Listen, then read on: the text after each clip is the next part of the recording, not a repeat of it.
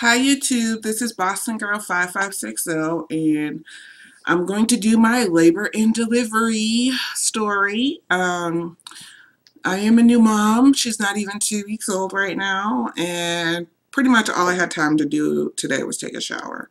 So she will not let me put makeup on because she's like wide awake right now, so I put on a little lipstick, as you can see, to start my story. So what happened was, which shocked the hell out of me, they made me collect my urine for 24 hours, which I thought was like totally freaking disgusting. And I collected my urine for 24 hours, and then they were concerned because my blood pressure was going up. Okay, so I had regular blood pressure when I first went in there, and then my blood pressure was creeping up, creeping up, creeping up. Right.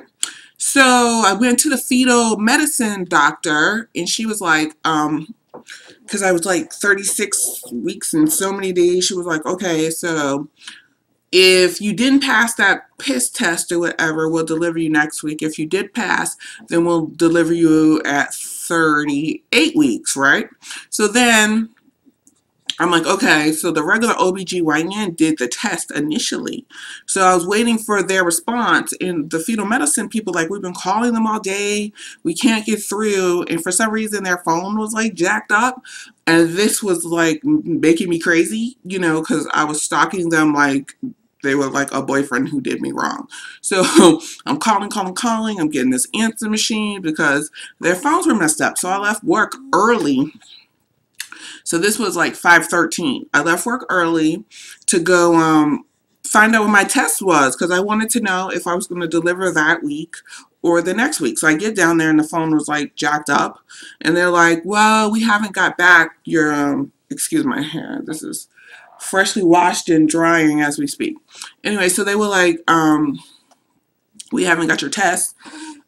She was like, I'll call you by 12 o'clock the next day with what your test was, right? And I was like, well, okay. So I go to work. So I'm at work.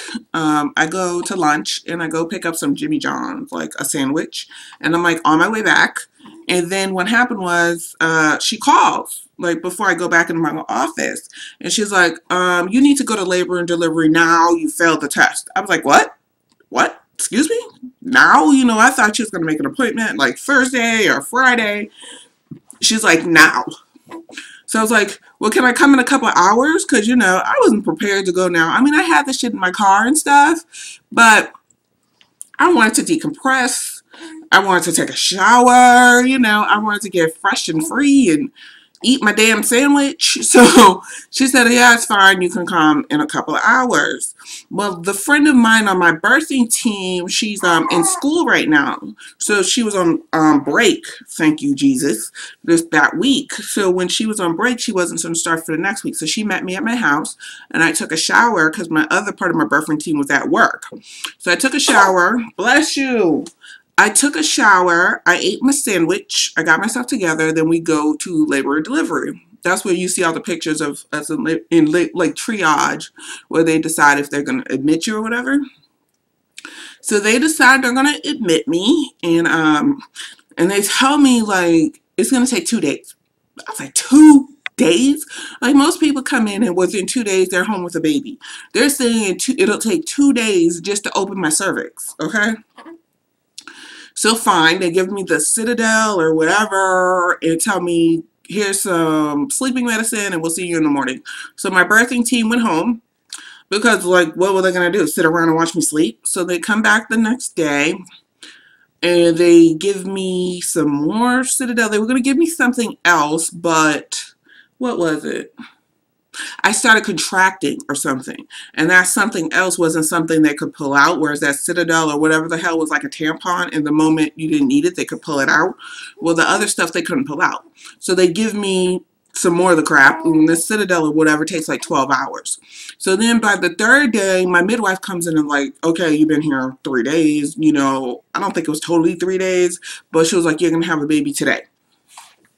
So I started realizing I had the lowest tolerance for pain. Okay, like when they did that little test where they stick their fingers in you to decide how much you dilate. I mean, that shit hurt. I mean, it hurt so freaking bad. And I mean, I almost kicked the nurse in her head because I was like, this shit hurts. So finally, I was like at like 2 centimeters or 1 centimeter, and they put me on Pitocin at this point, and then they gave me an epidural at 2 centimeters, which I was like, you know, I watch The Baby Story. I watch all these little maternity shows or whatever. I was like, isn't that a little too early? So it's like, no, blah, blah, blah. Okay. So the guy puts the epidural in and whatever. That shit hurt too. It didn't hurt that bad, but I was feeling no pain. Then a couple hours go by, I'm feeling pain. So I'm like freaking out, and my friend, birthing team, let's say 1 and 2. So birthing team number 1, I'm like, go out there and get a nurse.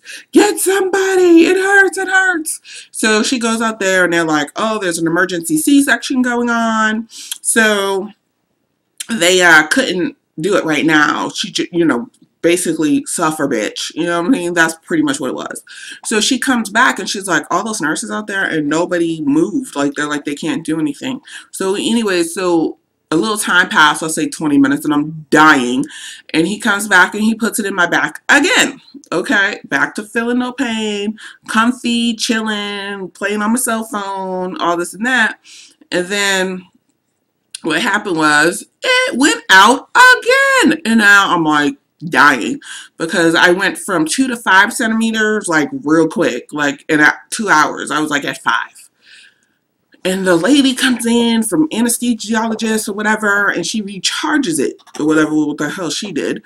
I don't know. She did something to make it work, and I'm feeling no pain again. So me and the nurse were taking bets because she was like, well, let's hope you got to 4 centimeters. I said, no, I got to 5 centimeters. And she checked, and she couldn't believe I was at 5. So the next one I said, oh, I'll be at 7. She's like, well, let's say 8. After 2 hours went by, and I was actually at 9.5 centimeters, okay? So then I was pushing. Push. The thing about an epidural and pushing, I had no idea how to fucking push. I was trying, when they said you're doing it right, I was trying to stay at that point of doing it right, like, but I was like grunting and moving. Oh, that's wrong. Oh, that's right. And I'm trying to figure out what's right. The last hour of pushing, that freaking epidural went out again. Yes, fucking again. And I was dying. I thought I was being ripped open. And then they're like, do you want a mirror? I said, I don't want a mirror. I do not want to see my coochie being tore up, okay? And do you want to touch your head? No, I don't want to touch your head. Just get her out. Like, I am screaming. I am acting a freaking fool. I am just going there, right? So I guess behind the scenes, the nurse told the midwife, we need a doctor in here, something ain't going right. And then a flood of people came into the room, like a flood of medical professionals, like nurses, neonatal, and the doctor, the OBGYN, which presently I had not seen the OBGYN. I've only seen the midwives up to this point, right? So that she comes in and she's like, where I'm not gonna argue with you and fight with you. She's yelling at me and shit, right? And I'm like, oh, damn, you know. She's like, I'm not fighting with you. We're gonna have a baby. And she was like, she's right there. She's right there, right? Like, but the whole point was, the nurse said, with all the effort I've been making, that she should have been out by now. So the woman like stopped. It was like, almost like Simon Says, just stop. And she looks at me and she goes, you know, your baby is going to have a cone head because I'm about to use a vacuum, right? And as in the middle of her stopping, the whole place just went like stopped and looked at me as she's telling me this. I start screaming, I don't give a shit. Just take her out. Just take her out. Right? So they used the vacuum or whatever, and they get her out, and the cord was wrapped around her neck and wrapped around her body, okay?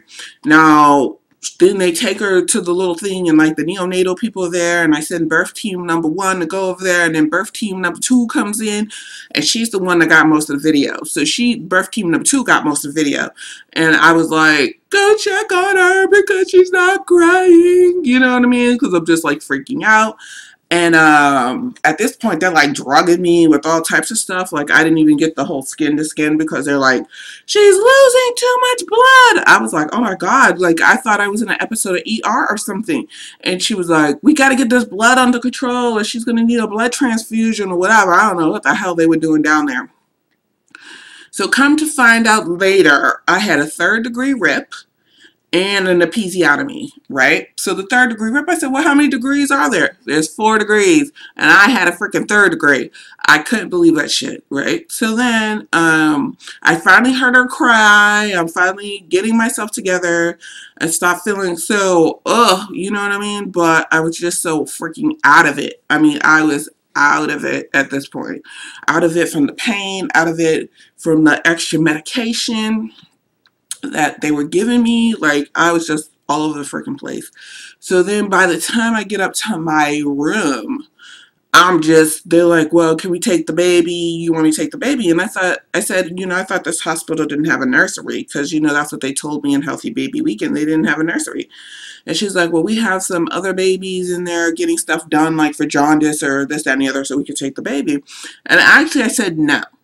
I didn't want them to take the baby. But they took the baby, and me and birth team number 2, who was now sleeping on the couch because birth team number 1 slept over the night before, birth team number 2 passed out, and I passed out to the point that, like, because I didn't think I got to that room till like 3 o'clock in the morning.